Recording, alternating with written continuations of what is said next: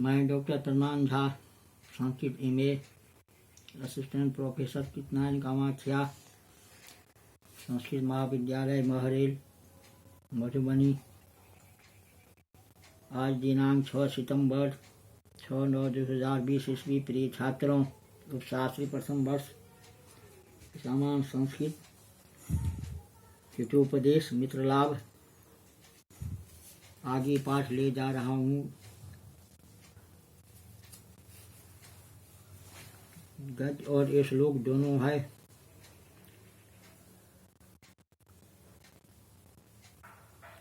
चूराकर्णेन उक्तम भद्रनाहं विरक्त किंतु पश्य अयं मौखिको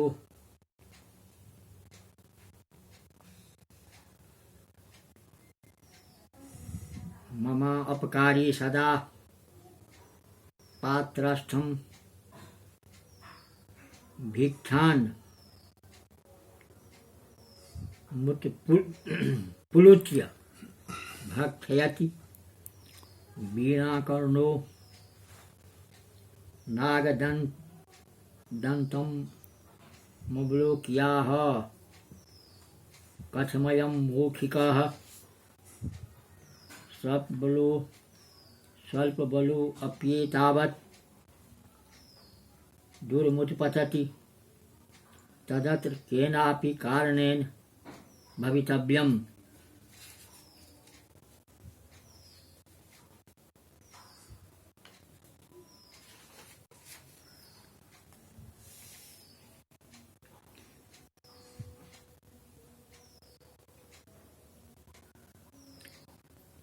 चूराकर्णेन ने कहा, महाशय,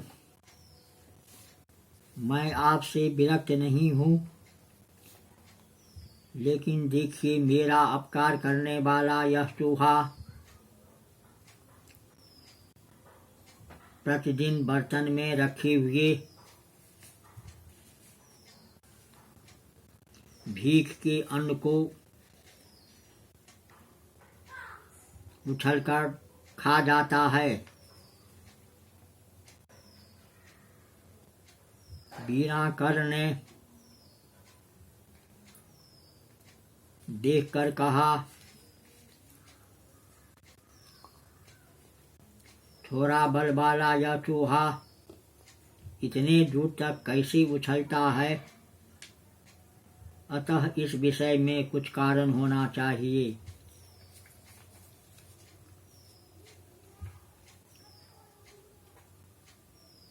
क्षरम विचिन्त्य परिव्राज केनोक्तम कारणं चात्र धनबाहुल्यमेव प्रतिभाति। कुछ काल सोचकर सन्यासी ने कहा, यहाँ पर कारण धन की प्रचुरता ही प्रतीत होती है।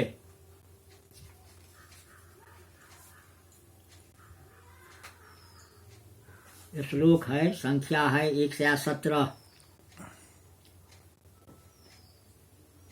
धनवान बलवान लोके सर्वत्र सर्वदा प्रभुत्वं धनमूलं हि राज्ञा मप्युजायते।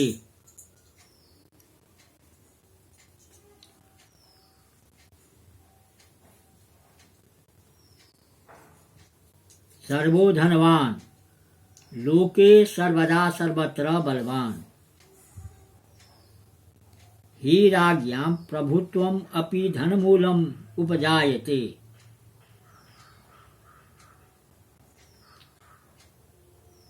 धनवान बलम लोकी बलवान लोकी सर्वत्र सर्वदा प्रभुत्वम् धनमूलम् ही राज्ञा मुपजायते।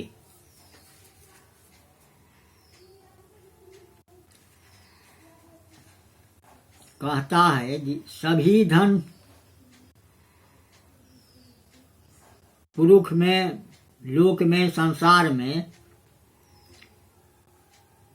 सब समय में, सभी स्थान में बलवान होता है।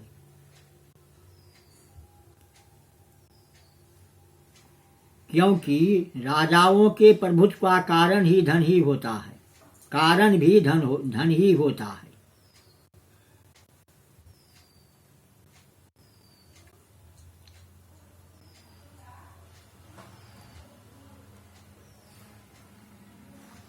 व्याख्या इस तरह से है, सर्वः सकलः धनवान धनी जन लोके जगति सर्वत्र सर्वदा सर्वस्मिन् का सर्वत्र सर्वस्मिन् स्थाने बलवान शक्ति संपन्न भवतीति सीख। ही यतः राजा राज्ञां नृपाणां प्रभुत्व स्वामित्वम् अपि धनमूलं द्रव्य हेतुकम् उपजायते उत्पद्यते।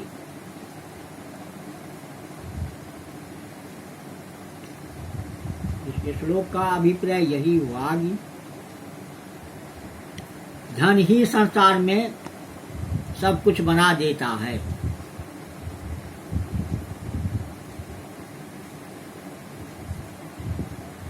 एक बार पुनः अर्थ, सभी धन पुरुष लोक में, संसार में, सब समय में, सभी स्थान में बलवान होता है, किसी भी समय में। क्योंकि राजाओं के प्रभुत्व शक्ति का कारण भी धन ही होता है।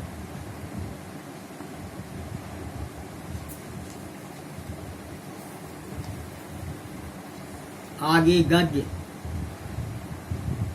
ततः हानन्तरमादाय तेन परिव्राजकेन विवरं खनित्वा चिरसञ्चितं मम धनं गृहीतं ततः प्रभृति प्रत्यहं निजशक्तिहीनः सत्वोत्साहरहितः स्वाहार मुक्त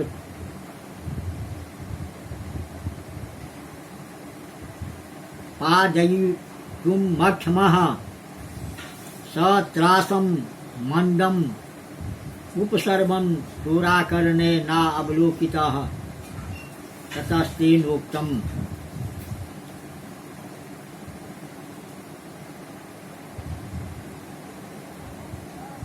इसके बाद खनन साधन को लेकर उस सन्यासी वीराकर ने बिल खोद कर बहुत काल से संचित मेरा धन ले लिया।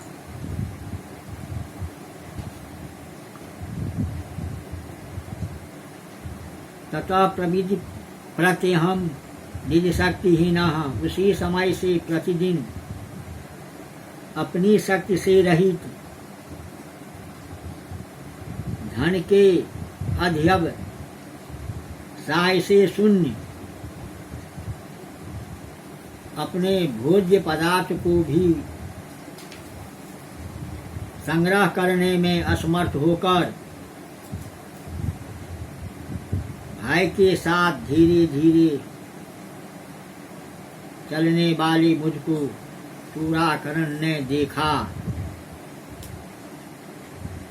ततस्तेनोक्तम्, तब उसने कहा,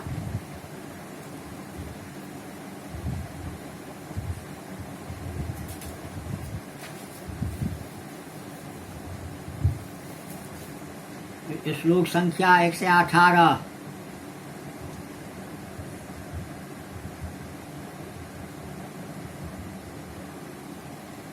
धनेन धनवान् लोको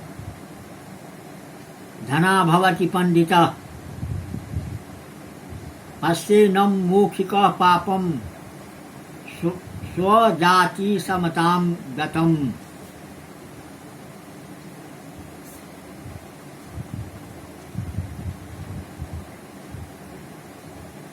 धनेन धर्मान् लोको धना भवति पंडितः पश्येनं मौखिकं पापं स्वजाति समतां गतः।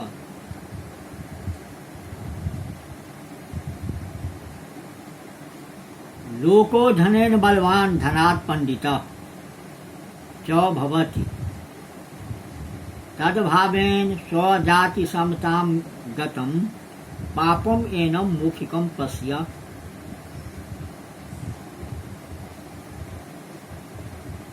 कहता है कि कोई भी व्यक्ति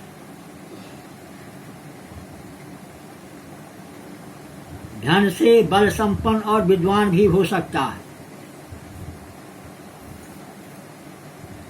यानी धन रहने पर कोई भी कुछ कर सकता है।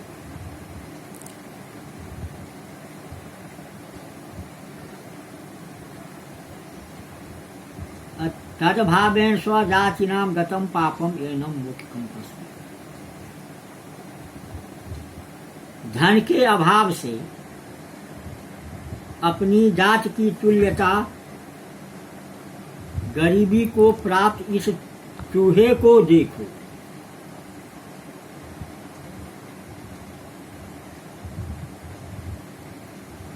व्याख्या इस प्रकार से लोकः जनः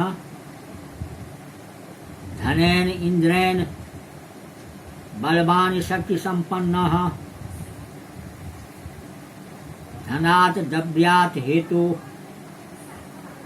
पंडितः विद्वानः च भवति अस्ति। तद्भावेन स्वजाति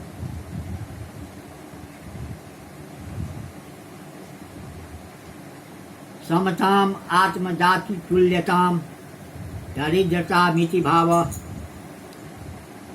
गतं प्राप्तं पापं पापयुक्तम् एनम् इमं मौखिकम् आखुं पश्य विलोक्य। व्याख्या इस तरह से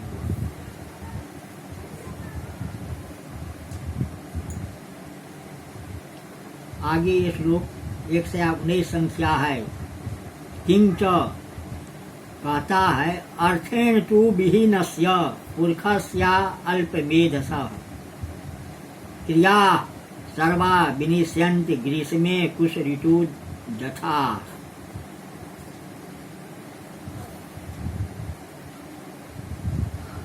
पुनः श्लोक अर्थेन तु विहीनस्य पुरखस्य अल्पमेधसः क्रिया सर्वा विनिश्यन्ति ग्रीष्मे कुश ऋतु यथा। बहुत महत्वपूर्ण नीचे श्लोक। अर्थेन विहीनस्य अल्पमेधसः पुरखस्य तु सर्वा क्रिया ग्रीष्मे कुश ऋतु यथा विनिश्यन्ति।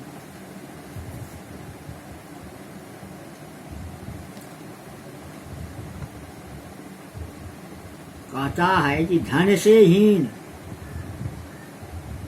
कोई भी पुरुष कोई भी मनुष्य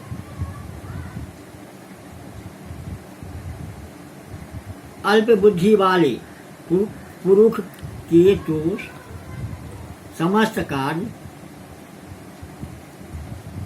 ग्रीष्म ऋतु में छोटी नदियों के समान विनष्ट हो जाते हैं।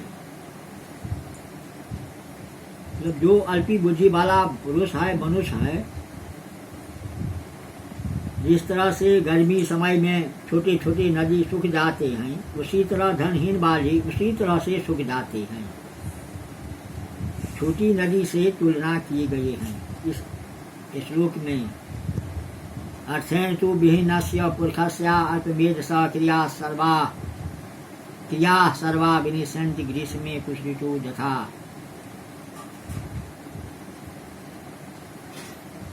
व्याख्या इस तरह से अर्थेन धनेन विहीनस्य रहितस्य दरिद्रस्य इति भावः। अतएव अल्पमेधसः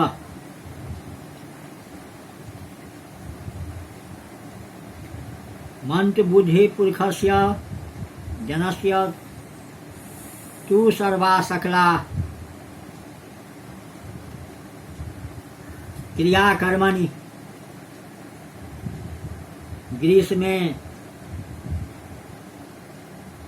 ग्रीष्म समये निदाग समये कुसरित कुत्सित नद्य शुष्क जला नद्य इति भाव यथा इव विनश्यन्ति विनाशं प्राप्नुवन्ति। श्लोक संख्या 120। यस्या अर्थस्तस्य मित्राणि यस्यार्था तस्य बान्धवा यस्यार्था सः पुमां लोके यस्यार्था स हि पंडितः।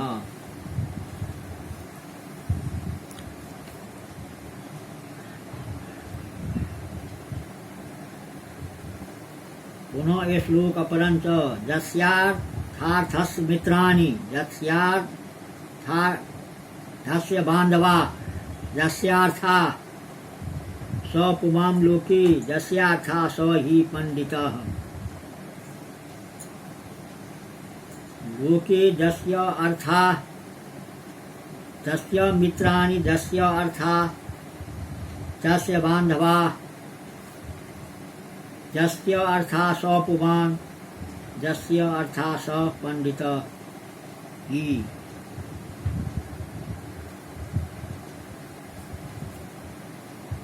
इस नीति वचन श्लोक में कहता है कि लोक में संसार में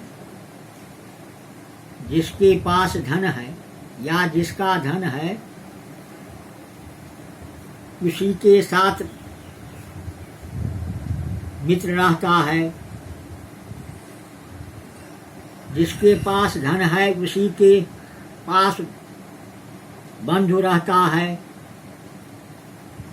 जिसके पास धन है वही पुरुष कहलाता है और जिसके पास धन है वही पंडित कहलाता है, यानी वही सब कुछ कहलाता है। धन सर्वोपरि है। धन से हीन मनुष्य इस संसार में कोई कुछ नहीं है।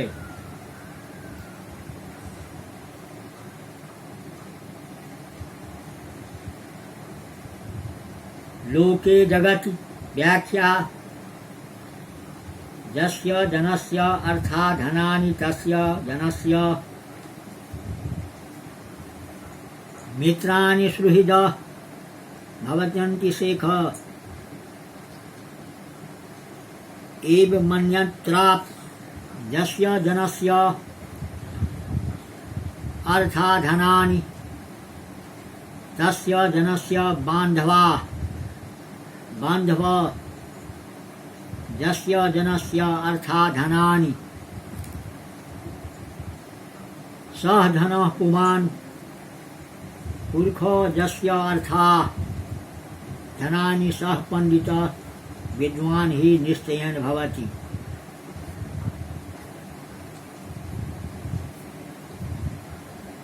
आगे श्लोक संख्या 21। अपरंच अपुत्रस्य गृहं शून्यम्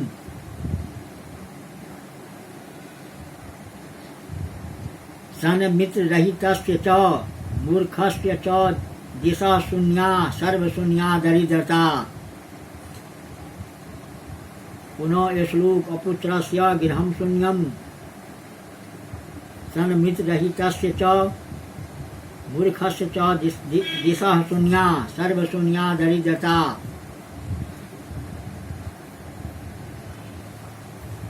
अपुत्रस्य सन मित्र रहितस्य च गृहं शून्यं मूर्खस्य दिशा शून्या दरिद्रता सर्वशून्या।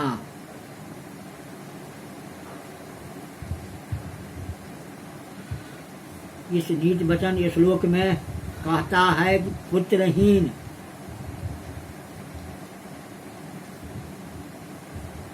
पुरुष का और उत्तम मित्र से रहित पुरुष का भी घर शून्य सा प्रतीत होता है। मूर्ख मनुष्य को, पुरुष को सब दिशाएं शून्य ही प्रतीत होती है। दरिद्रता होने पर सब कुछ शून्य ही प्रतीत होता है।